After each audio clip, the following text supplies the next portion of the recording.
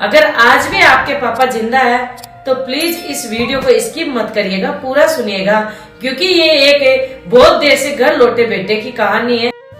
शाम ढल रही थी। रेलवे स्टेशन पर एक बेंच पर चुपचाप एक बूढ़े बाबा बैठे थे। फटे हुए जूते, झुकी हुई कमर, किसी अपने का इंतजार कर रहे थे।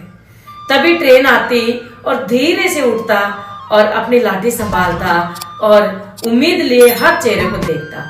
फिर ट्रेन चली जाती, फिर वापस आकर उसी बेंच पर धीरे से बैठ जाता। पास से गुजरते हुए लोग रुक कर पूछते, बाबा किसी का इंतजार है?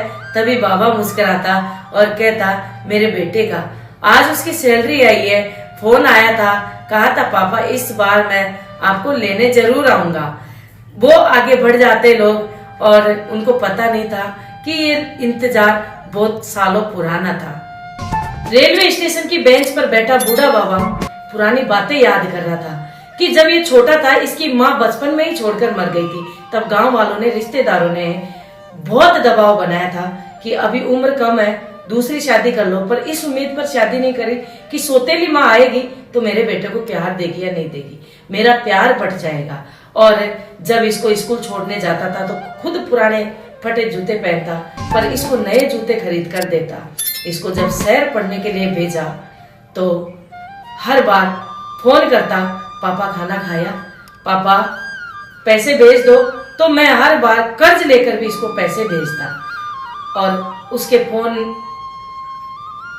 लेकिन बेटे की आवाज सुनकर हर दर्द भूल जाता। बेटा बड़ा ऑफिसर बन गया और धीरे धीरे फोन करना कम कर दिया और त्योहारों पर भी आना बंद कर दिया। उस रात स्टेशन पर ठंड बहुत थी। सब लोग अपने अपने घर जा चुके थे, पर बूढ़ा बाप वहीं बैठा था। उसने अपनी जेब में से एक पुरानी फोटो निकाली बेटे की बचपन की और आंखों में आंसू लिए कांपते हुए फोटो से बोला, कितना बड़ा जल्दी हो गया रे तू, पर तेरा बाप बूढ़ा रह गया। और उसने आसमान की तरफ देखा और कहा, यदि मेरा बेटा खुश है तो मुझे और कुछ नहीं चाहिए। रात और ठंडी हो गई।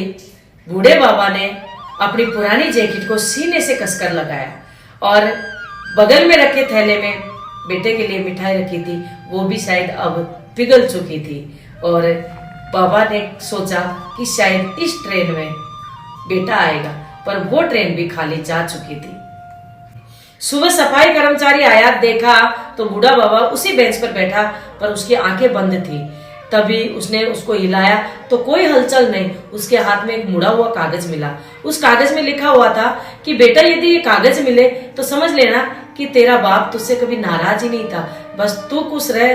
और उस दिन स्टेशन तो साफ हो गया, पर कई बेटों का जमीर गंदा रह गया। तो मैं कहना चाहती हूँ कि जिस बाप ने चलना सिखाया, गिरने पर उठाया, तो उस बाप को बुढ़ापे में अकेला मत छोड़ो, क्योंकि जब आंखें बंद हो जाती है ना तो माफी सुनने वाला कोई नहीं रहता है। अगर स्टोरी अच्छी लगी हो तो शेयर जरूर कर देना।